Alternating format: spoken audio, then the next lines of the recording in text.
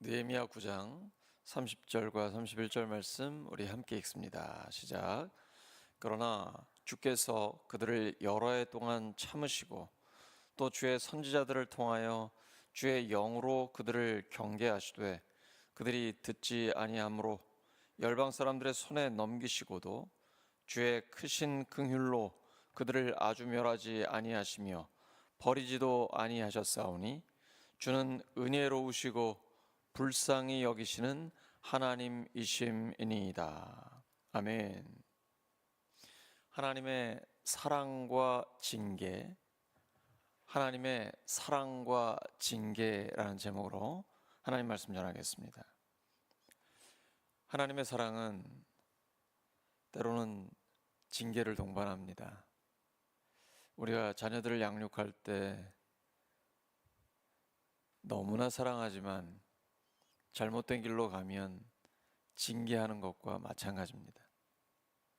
우리는 하나님께서 우리를 사랑하신다는 사실을 믿지만 때때로 우리가 겪는 어려움 속에서 하나님의 사랑에 대한 의심이 들어올 때가 있잖아요. 하지만 성경은 분명히 기록하고 있습니다. 히브리서 12장 6절입니다. 주께서 사랑하시는 자를 징계하시고. 오늘 본문에서 느헤미야는 이스라엘 백성이 하나님의 징계를 받았음에도 불구하고 결국 그분의 크신 긍휼로 다시 회복되었음을 고백하고 있습니다. 그렇다면 왜 하나님은 우리를 징계하시며 그 징계 속에 어떤 사랑이 있는지 함께 묵상해 보겠습니다. 본문 30절은 이렇게 말합니다. 그러나 주께서 그들을 여러 해 동안 참으시고. 이스라엘 백성은 하나님의 말씀을 거역하고 우상을 숭배하며 하나님의 경고를 듣지 않았습니다. 그러나 하나님은 즉시 그들을 심판하지 않으셨습니다. 오히려 오랜 시간 참고 기다리시며 선지자들을 보내어 말씀하셨습니다. 그들의 죄를 지적하고 돌이키라고 수없이 경고하셨지만 그들은 끝내 귀를 닫고 불순종했습니다. 하나님은 우리가 죄를 지을 때마다 즉각적으로 심판하시지 않습니다. 그는 오래 참으며 기회를 주시는 하나님이십니다. 베드로후서 3장 9절입니다.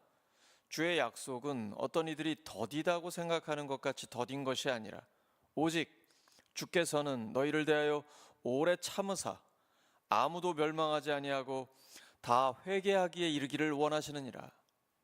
우리가 하나님의 뜻을 벗어날 때에도 하나님은 즉각적으로 심판하지 않으십니다. 오히려 우리에게 회개의 기회를 주시고 말씀을 통해 끊임없이 깨닫게 하십니다. 하나님의 오래 참으심 속에 있는 사랑을 기억하시기 바랍니다. 30절 후반부에는 이렇게 기록되어 있습니다. 그들이 듣지 아니하므로 열방 사람들의 손에 넘기시고도. 이스라엘 백성은 하나님의 말씀을 듣지 않았고 결국 바벨론에 의해 포로로 잡혀가는 징계를 받게 되었습니다. 그러나 중요한 점은 하나님께서 그들을 완전히 버리신 것이 아니라는 사실입니다. 31절입니다. 주의 크신 긍휼로 그들을 아주 멸하지 아니하시며 버리지도 아니하셨사오니. 하나님의 징계는 우리를 멸망시키기 위한 것이 아니라 회복시키기 위한 것입니다. 하나님은 우리를 교훈하시고 죄에서 돌이켜 다시 그분께 돌아오게 하기 위해 징계하십니다. 히브리서 12장 11절입니다.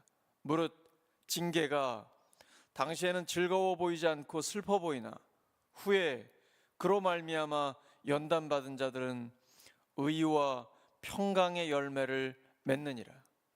우리가 자녀들을 징계할 때 죽이려고 징계하는 게 아니잖아요.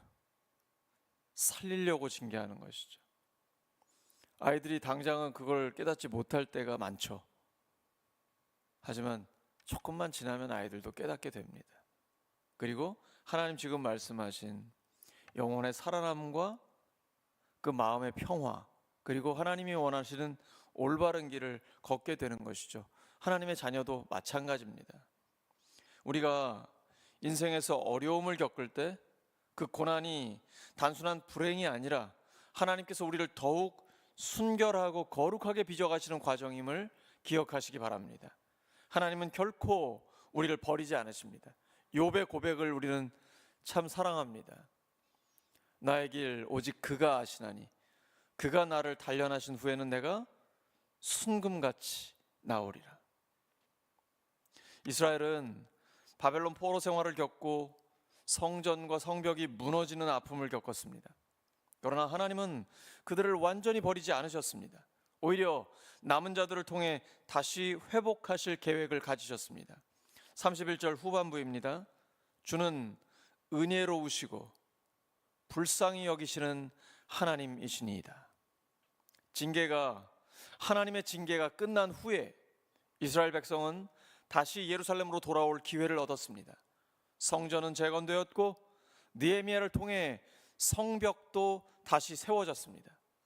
하나님은 징계 후에도 여전히 우리를 향한 은혜의 계획을 갖고 계십니다.